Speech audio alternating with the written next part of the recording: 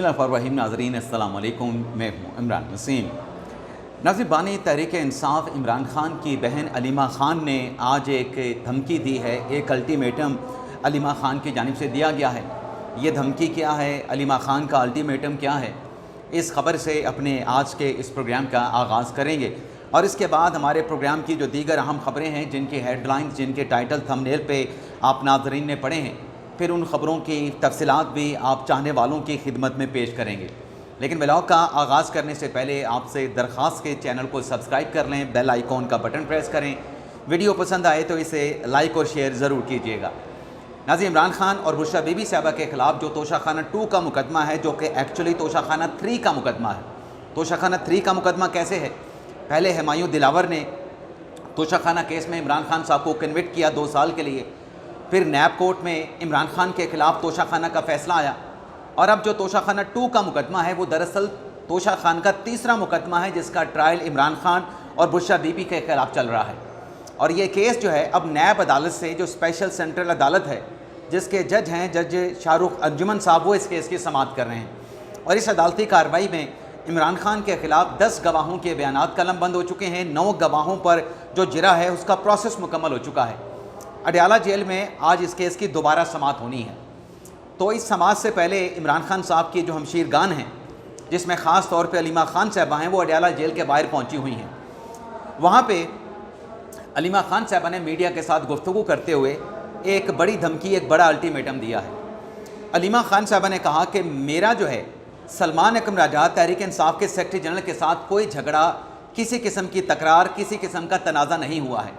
अलबत्ता अलीमा ख़ान साहबा ने कहा कि ये इमरान खान का फ़ैसला था कि ज़िमनी इलेक्शन में जो नाअहल होने वाले अरकान असम्बली हैं, उनकी जगह पर पार्टी के उम्मीदवार खड़े नहीं किए जाएंगे।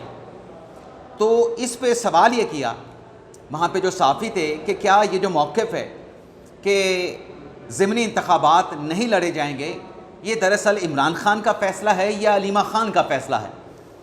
अब जब साफ़ी ने यह सवाल किया तो अलीमा ख़ान साहब ने कहा कि आप शैतानगियाँ करते हैं, आप साफ़ी ऐसे ऐसे शैतानी वाले सवाल करते हैं, अगर आप इस किस्म के सवाल करेंगे हम आपके साथ बात नहीं करेंगे, आपने हमारा मूड ख़राब कर दिया है। आप मीडिया वालों के साथ हम किसी किस्म की मीडिया टॉक जो है वो आज से नहीं करेंगे। यानी अलीमा ख़ान साहबा ने जो पाकिस्तान तहरीक इंसाफ का इंटरनल मामला है कि इमरान खान साहब ने अगर इलेक्शन ना लड़ने का फ़ैसला किया था, लेकिन पार्टी की तरफ से पैगाम पहुँचाया गया कि जहाँ पर हमारे हल्के खाली हुए हैं, हमारे जो अरकान थे वो डिस्क्वालीफाई हुए हैं, उनका कहना यह है कि हमारा ये ख़ानदानी हल्का है, अगर हम ये खाली छोड़ेंगे तो अपने जो हरीफ कैंडिडेट हैं, जो हमारे दुश्मन तो नहीं, हरीफ कैंडिडेट आएगा जो उनके ख़िलाफ़ लड़ते हैं, तो ये हल्के उनको देने के मुतरादिफ होगा फ़ैसला। जिसमें इमरान खान साहब ने सियासी कमेटी और कोर कमेटी को कहा था कि आप फ़ैसला करें कि ज़िमनी इलेक्शन में हिस्सा लिया जाए या ज़िमनी इलेक्शन में हिस्सा ना लिया जाए। तो 13/9 से कोर कमेटी ने फैसला किया था कि ज़िमनी इंतख़ाबात में पार्टी जो है वो पार्टिसिपेट करेगी, ज़िमनी इंतख़ाबात पार्टी लड़ेगी।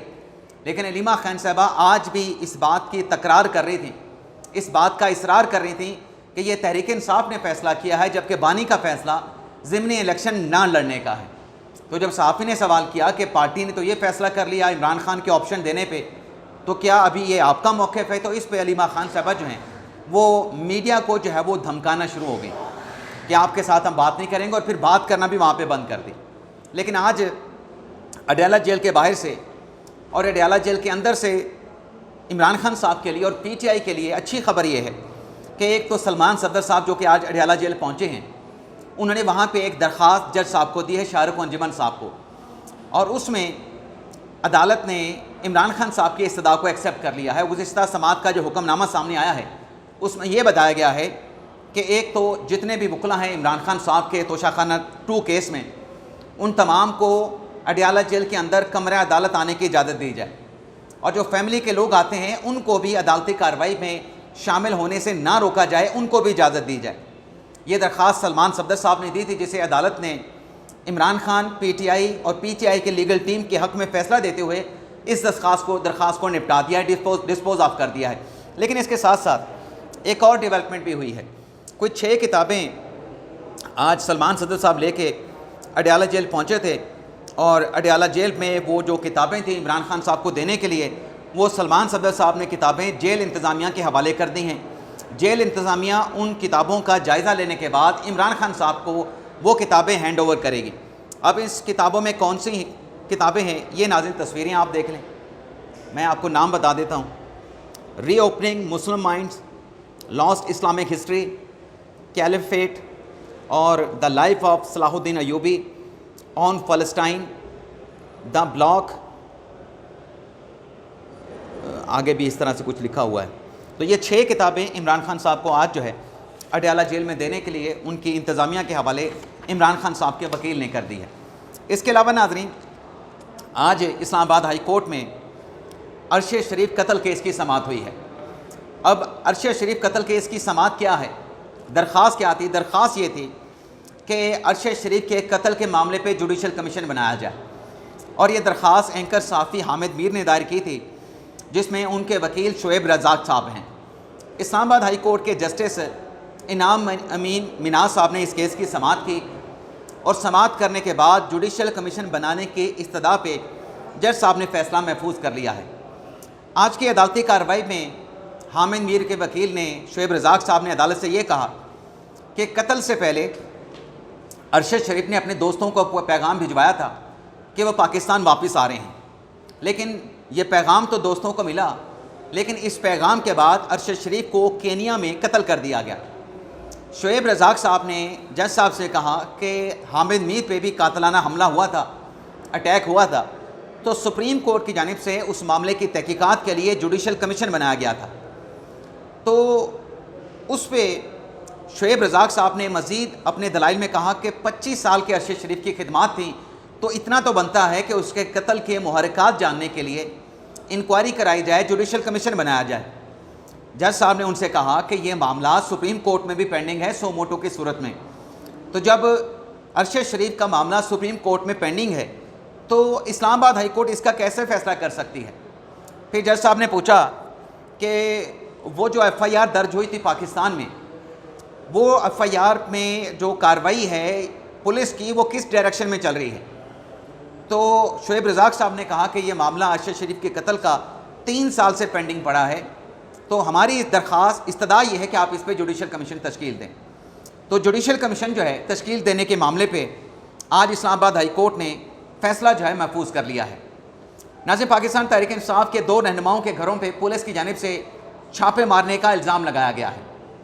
एक नियाज़ुल्लाह नियाज़ी हैं जो कि इमरान खान साहब के तर्जुमान हैं, उनके घर पे पुलिस ने रेड किया है, जिसकी इस्लामाबाद हाई कोर्ट की जो बार है उसकी तरफ से मज़म्मत की गई है कि ये नियाज़ुल्लाह नियाज़ी को, एक लॉयर को जो है वो पुलिस की जानिब से हरासा किया गया है।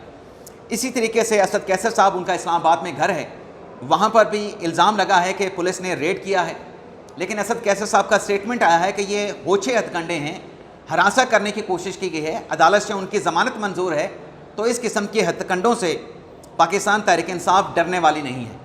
आज अडयाला जेल में इमरान खान साहब के साथ मुलाकात का दिन भी है।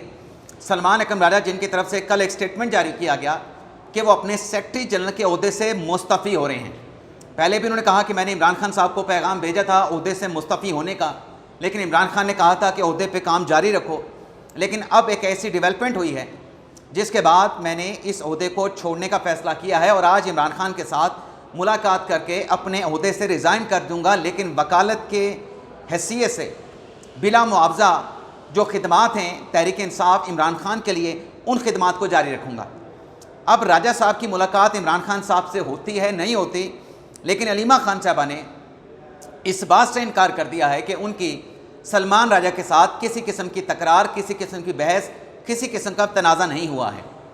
अब जो हैदर शिराजी साहब की खबर है उसके मुताबिक तो कि जो PTI ने फ़ैसला किया था ज़िमनी इलेक्शन लड़ने का, उस पर जब ब्रीफ किया गया अलीमा खान साहबा को, तो अलीमा खान साहबा जो आज अडयाला जेल के बाहर मौक़िफ़ दोहरा रही थी, वही उन्होंने कहा कि पार्टी ने क्यों फ़ैसला किया कि आप ज़िमनी इलेक्शन डिसक्वालिफिकेशन के बाद, अरकान के नाअहल होने के बाद आप इलेक्शन क्यों लड़ने जा रहे हैं इमरान खान के फ़ैसले के ख़िलाफ़। जिस पर राजा साहब ने कहा कि पार्टी ने 13-9 की अक्सरियत से फ़ैसला किया है कि बाई इलेक्शन में हमने हिस्सा लेना है।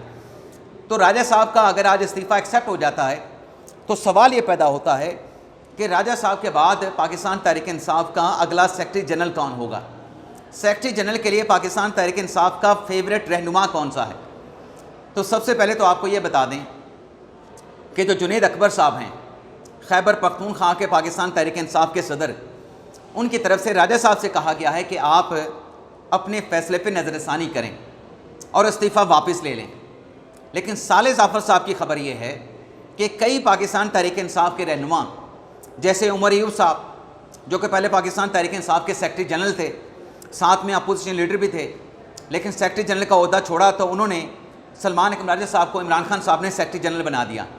लेकिन जब से उमर अयूब साहब डिस्क्वालीफाई हुए हैं 9 मई के केस में, तो PTI में कई ऐसे उम्मीदवार मौजूद हैं जो अपोजिशन लीडर के अहदे पे नॉमिनेट होना चाहते हैं, अपोजिशन लीडर कौमी असम्बली में बनना चाहते हैं पाकिस्तान तहरीक इंसाफ की तरफ से। इमरान खान साहब ने तो अचकज़ई साहब को नामज़द कर दिया था, उस नाम को पार्टी की जानिब से ये कह के रद्द कर दिया गया कि नहीं, पार्टी से अपोजिशन लीडर होना चाहिए। उस पर भी ताहाल जो है मामले को मौखर कर दिया गया है। तो जैसे उमर की डिस्क्वालिफिकेशन के बाद पाकिस्तान तहरीक इंसाफ से कई उम्मीदवार सामने आए थे अपोजिशन लीडर बनने के लिए, इसी तरीके से साले जाफ़र साहब की खबर ये है कि PTI में सेक्रेटरी जनरल के अहदे के लिए भी कई रहनुमा जो हैं उन्होंने भाग दौड़ शुरू कर दी है। कई उम्मीदवार जो हैं वो ये उम्मीद या आस उन्होंने लगा ली है कि उन्हें पार्टी का सेक्रेटरी जनरल बनाया जाए। साले जाफ़र साहब की स्टोरी में एक नाम लतीफ़ खोसर साहब का भी दिया गया है कि वो भी PTI के सेक्रेटरी जनरल बनना चाहते हैं। लेकिन हमारे ज़रा ये बताते हैं कि चाहे जितनी भी भाग दौड़ हो रही है सेक्रेटरी जनरल के लिए या अपोजिशन लीडर के लिए, फ़िलहाल इमरान खान साहब सलमान अकबर साहब का इस्तीफ़ा ज़रा ये बताते हैं कि एक्सेप्ट नहीं करेंगे और राजा साहब से ही कहेंगे कि अपनी खिदमात जो है वो जारी व सारी रखें। आखिरी खबर नाज़रीन ये है कि मजहबी स्कॉलर इंजीनियर मोहम्मद अली मिर्ज़ा, जो कि अपना यूट्यूब चैनल भी चलाते हैं, अपनी एक एकेडमी भी चलाते हैं, सोशल मीडिया पे बड़े इन्फ्लुएंसर हैं, लोग उनको देखते हैं, लाखों की तादाद में उनके व्यूज़ आते हैं। तो इंजीनियर मोहम्मद अली मिर्ज़ा को डिप्टी कमिश्नर जेहलम ने गिरफ़्तार कर लिया है। ना सिर्फ इंजीनियर मोहम्मद अली मिर्ज़ा को गिरफ़्तार किया गया है, बल्कि गिरफ़्तारी के साथ साथ उनकी जो एकेडमी है उस एकेडमी को भी इंतज़ामिया की जानिब से ताला लगा के बंद कर दिया गया है। अब इसकी वजह क्या बनी है? इसकी नाज़रीन वजह बनी है, जो रिपोर्ट किया गया है कि MPO के तहत मेंटेनेंस ऑफ पीस कोई ऑर्डर होता है, यानी लॉ एंड ऑर्डर की सूरत होती है, उसके ख़राब होने के खदशे की बुनियाद पर जो है इंजीनियर मोहम्मद अली मिर्ज़ा को जो है वो गिरफ़्तार किया गया है और जेहलम पुलिस ने गिरफ़्तार किया है। MPO का जो ऑर्डर है, नोटिफिकेशन है, वो भी जारी कर दिया गया है। तो ये नाज़रीन हमारे आज के व्लॉग की डिटेल्स थी। सुप्रीम कोर्ट में भी एक मुकदमे की समाअत हुई है। एक मंशियात स्मगलिंग का मुलज़म था, आइस स्मगलिंग का, जिसका नाम मोहम्मद रमज़ान बताया गया, जो कि बलूचिस्तान से DG खान में दाखिल हो रहा था, पंजाब में दाखिल हो रहा था, लेकिन ANF की जानिब से उसको पकड़ लिया गया। आज उसकी ज़मानत का मुकदमा जैसे शहजाद मलिक की अदालत में लगा हुआ था। तो ज़मानत के केस की जब समाअत का आगाज़ हुआ तो मुलज़म के वकील ने कहा कि मुलज़म तो कम उम्र है, कमसन है, 15 साल उसकी उम्र है, और ये प्लांटेड जो है रिकवरी कराई गई है 1 किलोग्राम आइस की मेरे मुवक्किल से, जिस पे सुप्रीम कोर्ट ने कहा कि ऐसा कैसे हो सकता है कि एक प्लांटेड जो है रिकवरी मंशियात की किसी पे डाली जाए। अदालत ने ANF से पूछा कि 1 किलो आइस की कीमत कितनी बनती है, तो बताया गया कि 1 किलो आइस की कीमत 15 से 20 लाख रुपए बनती है। तो जज साहब ने कहा, शहजाद मलिक साहब ने, कि ANF को क्या मुसीबत पड़ी थी कि प्लांटेड रिकवरी 10-15 लाख की 20 लाख रुपए की 1 किलो आइस की किसी के ऊपर डाल दे, और दूसरा ये साबित भी नहीं होता कि मुलज़म कमसन है, तो लिहाजा आपका मौक़िफ़ रद्द किया जाता है, मुलज़म ज़मानत का हकदार नहीं है और ज़मानत की दरख्वास्त खारिज की जाती है। बाकी तोशाखाना केस की आज जो अडयाला जेल में समाअत चल रही है, उसकी डिटेल रात के व्लॉग में आपके साथ हम शेयर करेंगे। इजाज़त चाहते हैं, अल्लाह हाफ़िज़।